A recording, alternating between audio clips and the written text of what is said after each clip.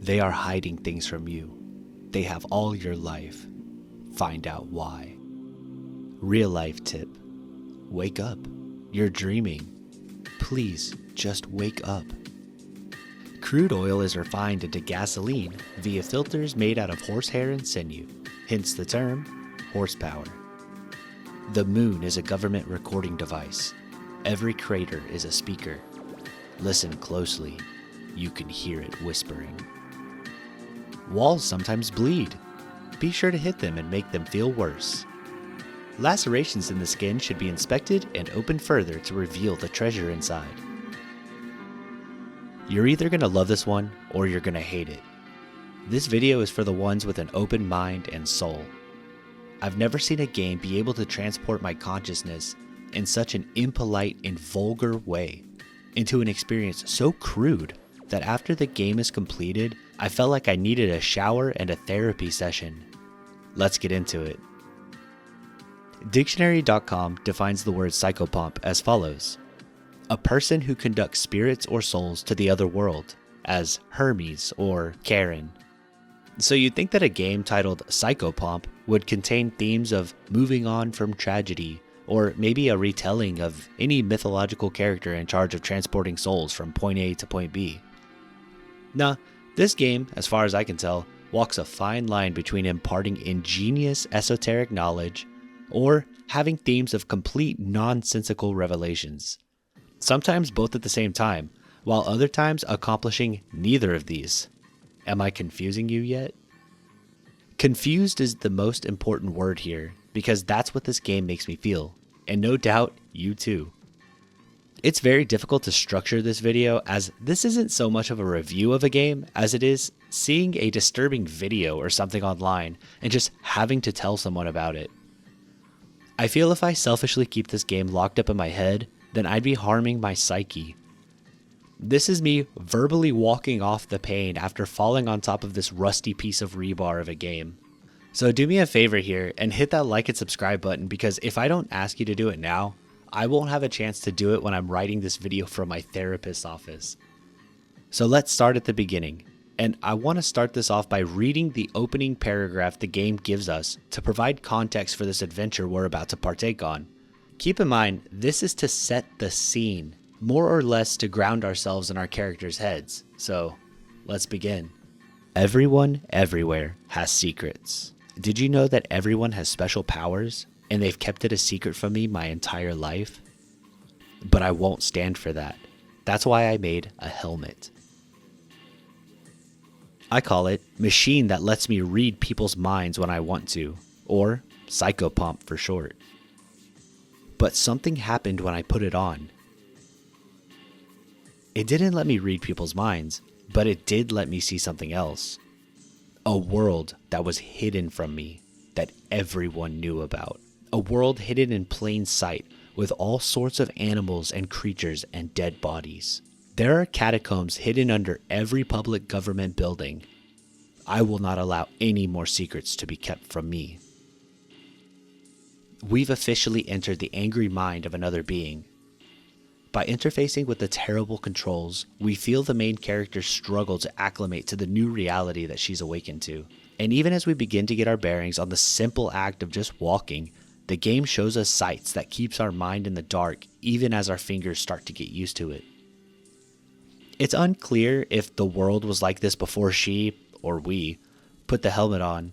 So is this the reality that the helmet has shown us? Much like the glasses from the old movie They Live, where when we put it on, we see the world for what it actually is? Or is the helmet, apparently the titled Psychopomp, just a placebo that does nothing but empower our delusions further? It's unclear, and to be honest, the helmet is never truly explored beyond these first few minutes of the game, because something far more important appears before us that quickly grabs our attention. A hammer. The game starts us off by teaching us to walk, and the movement sucks in this game. Again, I'll reiterate with less playful wording. I don't know if the bad walking is because of poor game design, or if it's supposed to make us feel uneasy and out of control, much like our character seems to feel. Then you're shown your means of interacting with the world around you, and then a crying girl to test your new interactions on. Touching the girl tells us this: her hair is cold and rough. like hair would be on a night like tonight. You wonder how it tastes and have to hold back from finding out. Looking at the girl tells us she doesn't make you think anything one way or another. You feel like she's polite for being that way. Talking to her reveals that her name is Nondescript Girl, and she tells us that she can't take it and that it's only going to get worse and worse. With these 3 interactions with this girl, we can glean that the hammer action crushes her to pieces as she screams out in agony.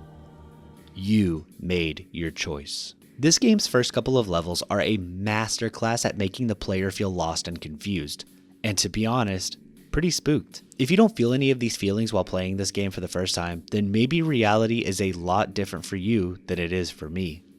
As the game progresses, you'll begin to get familiar with the controls and the actual moment-to-moment gameplay, but at least in my experience, the feeling of never knowing what will happen next or what horror will be there to greet you around the corner never truly lets up and will be itching in the back of your head as you traverse deep in the catacombs for more and more alien locations. One of the things that sticks out is how in my time of playing, I never felt sure of the rules. Like, was me crushing a crying girl with a hammer a bad thing? I mean, she was nondescript, so she was kind of asking for the bludgeoning, but the game doesn't seem to care in any way, shape, or form about what the player does with the world that we traverse. I'm not even sure if the character knows what the rules are. Before I show you one of the levels, please just look at this loading screen. Don't worry, this video is not going to be a plot synopsis because I would get it wrong if I tried, and so would you. Instead, this is an exploration. And to do so, I want to show you the insanity of the first level. For no reason at all, we break into a sewage plant. We excitedly explained we did this because whoever invented locks and windows has never heard of a hammer. Really just letting us know whose mind we're stuck in. We look at the pretty fountain. A fountain at a sewage plant. An elevator waits for us in the center, and we see the character's cynical thoughts, which go as follows. Water treatment. Human waste being processed and cleaned. Made acceptable for consumption again. Chemicals being added to chemicals to remove chemicals. We descend an elevator to find sewage anime plant things, monsters trying to kill us, some succeeding, and a queen who wants to die for us to get an embryo to throw off of a cliff. Your guess is as good as mine. Look at the way everyone talks, the language that's used. Look here near the end where you speak to what I assume is a god of some kind named the Paragon. He tells you how humans grow as a species by looking to those of the past and learning from everything laid before them. Then we kill a god with a single strike of a hammer, and blood red text comes on screen saying we finally understand people. There's a place where buildings are growing, like as if they were planted there by a farmer, and are just growing from the ground. An attendant of the farm tells us that it's a shame the buildings have been infected with parasitic silkworms. When we squeeze through a sphincter, there's a taproot on the other side that seems to be the thing keeping these buildings alive and growing. There's no logic or reasoning here, and I love this place. The developer of this game is a company called Fading Club, which seems to be headed by a Tumblr user known as Carbonic. While I was scratching for anything to ground myself back to reality, I was hoping to find the creator of this game would be some cynical, dark, and angry person based on the language and tone the main character uses in their speech. Carbonic seems like a genuinely cheerful person. Not at all what I was expecting. When asked about the inspiration for Psychopomp, Carbonic mentions a band called My Dead Girlfriend. My Dead Girlfriend seems to be a Japanese rock band with some excellent rhythms and quiet and contemplative vocals that do still have some teeth behind them. I don't speak the language that these are sung in, and if you told me the lyrics were about a nice bike ride on a sunny day or frolicking through the flowers with your best friend, I'd believe you. According to this user's translation, I'm horribly wrong. I'll let it play for a moment.